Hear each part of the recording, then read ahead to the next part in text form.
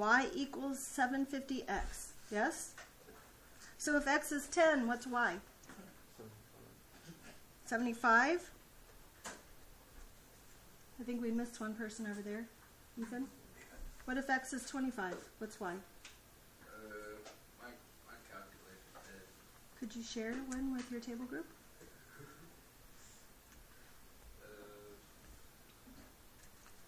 7.5 times 25.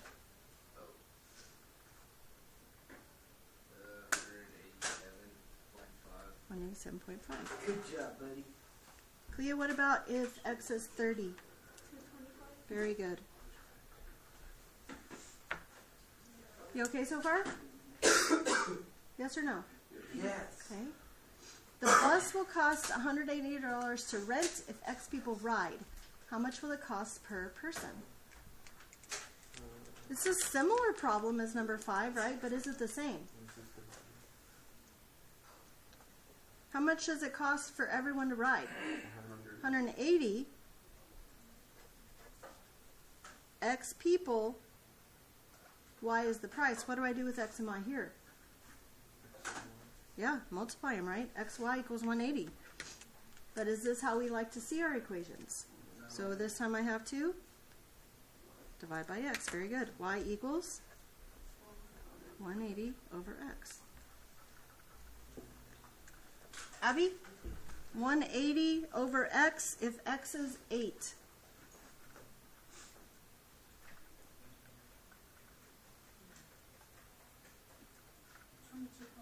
Very good.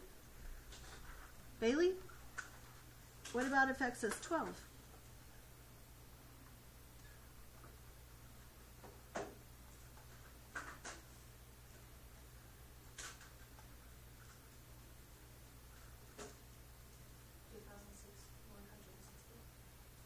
$180 divided by 12? It's all right.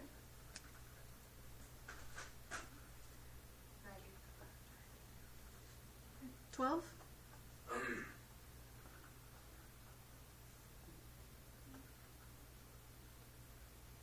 Very good. It's okay. It's perseverance, right? Keeping at it till we get it right, yes? Okay, and last one. 180 divided by 30? 6. Excellent.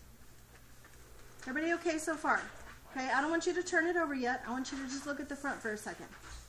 Okay? Look at the front for just a second. And I want you to look at everything in the left column. I want you to look at all of these problems on the left side. I wrote them all in blue. Okay? Look at all of their tables. Look at the X's. And then look at the Y's.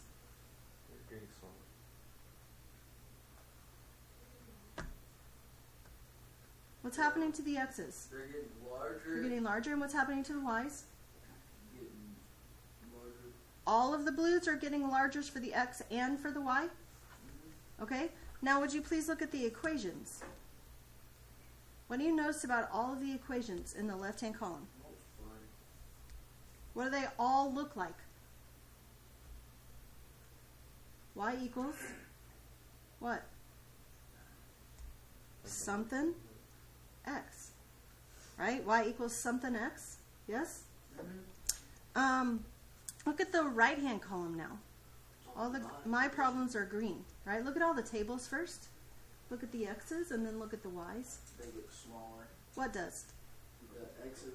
The X's get smaller? Oh, you know, Y's get smaller and X's get bigger. X's get bigger, Y's get smaller, right? Okay? Look at all the equations. What do they look like? What do they look like? Y equals what?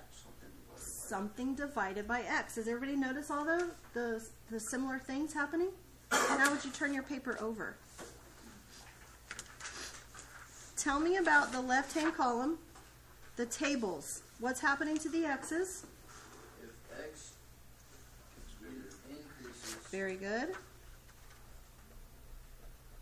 If X increases, then Y increases. Very good.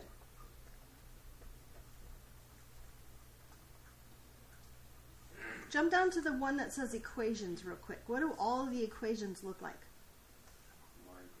Y equals something times X, right? Well, we're going to call that something K. Okay? Now, what's weird about that is K stands for constant. And I need to make you aware of the fact that constant does not start with K. You okay with that? Okay. I don't know why they chose a K. We're just going with it. Okay. That happened a long time before I started teaching math, so I can't really change it now. Okay. Well, if we're looking at it like this, what if I solved for K? What if I got K by itself? How would I do that? How would I get K by itself? What would K equal? What would I do with this X? Divide it. So K would equal Y over X, right? Well, if K equals Y over X, X and Y then have a constant ratio, right? It's a constant ratio. We could also call that a rate. The reason I might want to call it a rate, because you've actually been dealing with this for a long time, haven't you? What would you say if I said instead of Y equals KX, Y equals MX?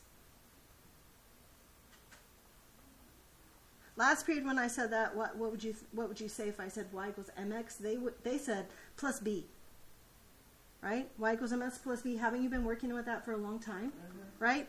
So you've actually worked with this for a long time. Okay? That's why I called it a rate, because what does M usually stand for? The slope, right? Which is also another name for the rate, isn't it? Okay? Look at your other column. What about 2, 4, and 6? What do they have in common? Tell me about their tables. Increases. Then Y what? Decreases. Very good.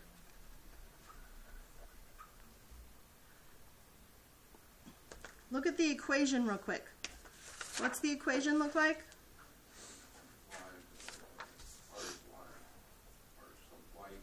XY equals K, right? XY equals something. XY equals something. XY equals something. But if it's Y equals, what is it? What is it? Y equals something over X, right? Y equals something over X. Do you see how both of these equations right here we could set equal to K? Yes or no? Now they're different, aren't they? This one has a common ratio. This one has a common what? What's the word for this? What are X and Y doing? They're multiplying, so that what's the word for that? Product. Nice. Okay. Well, knowing what you know about the title of this worksheet, I'll tell you right now that this first column, the term for this is direct. That's direct variation. So what's the term for this one? Inverse. Now, some people think it's indirect, right? Because if this one is direct, it would make sense for this one to be indirect. But we don't always make sense in math, do we? We have to be okay with that, right? This is direct variation. This is inverse variation. Okay?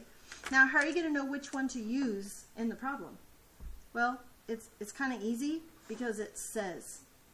It'll say, if Y varies directly as X, and X equals 12 when, Y equals 12 and X equals 8, then what is Y when X is 24?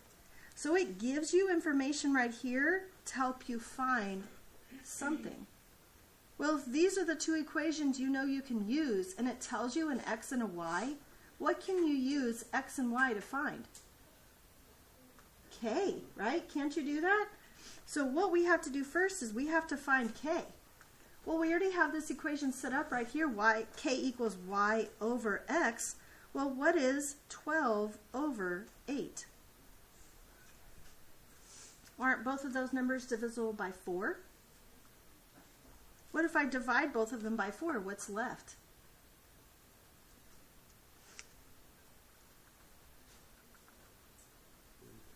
Yeah, 3 over 2, right?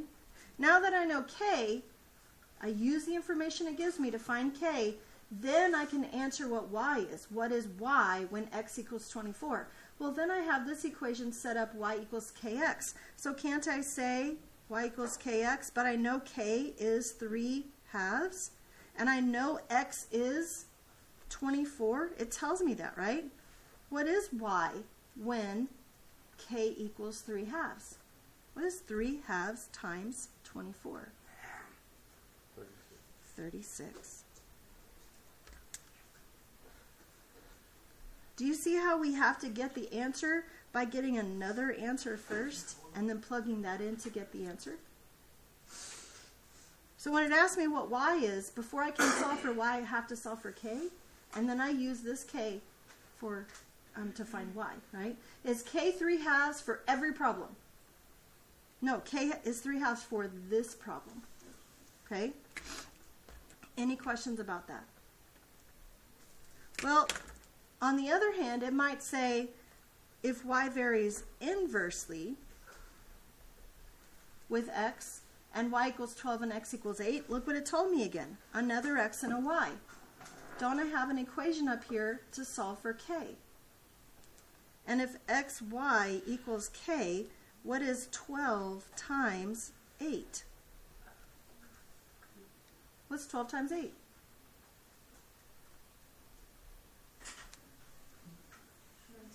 96. So I used x and y to solve for k. Now I use k to solve for y. What is y when x is 24? Can't I use this other equation now? Y equals k over x.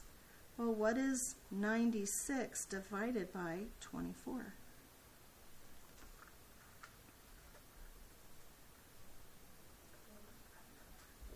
Yep.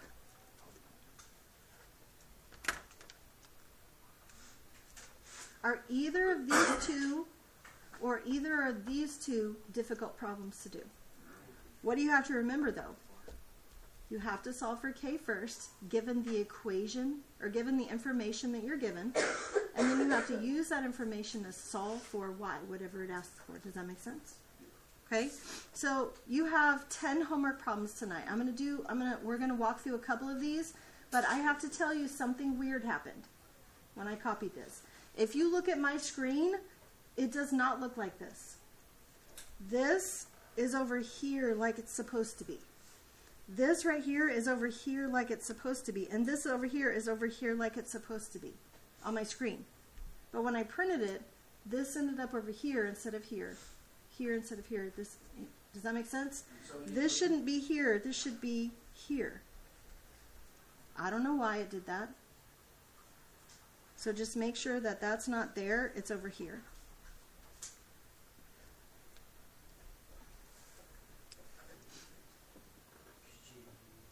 Does everybody understand?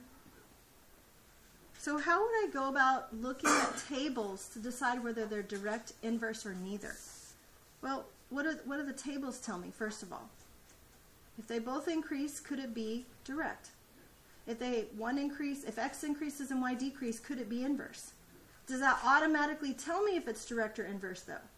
No, it's a good indicator first, though, right? What's happening in this first table?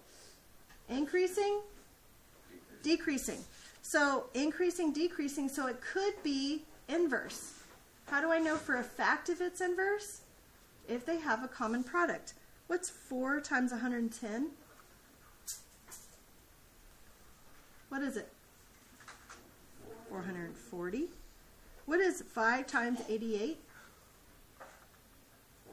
440. What is 8 times 55? 440 probably. This increases and decreases, so we said maybe it's inverse. Then it has a common product. So is it inverse? Yes. Okay? You have to check both things. Check increase, increase, or increase, decrease. That tells you what it might be. And then if it has a common product, if it's increase, decrease, then it for sure is inverse. If it's increase, increase, it has to have a common ratio. You have to say y divided by x. If it's increase, look, if it's increase, decrease like we just did, and it doesn't have a common product, what is it? Neither. If it's increase, increase, and it does have a common ratio, what is it? direct. If it's increase, increase, and it doesn't have a common ratio, what is it? Neither. Does everybody understand? Okay, and then these 6 problems are just like the ones I showed you right up here.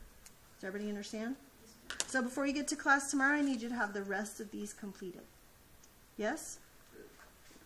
Mark, get set, go.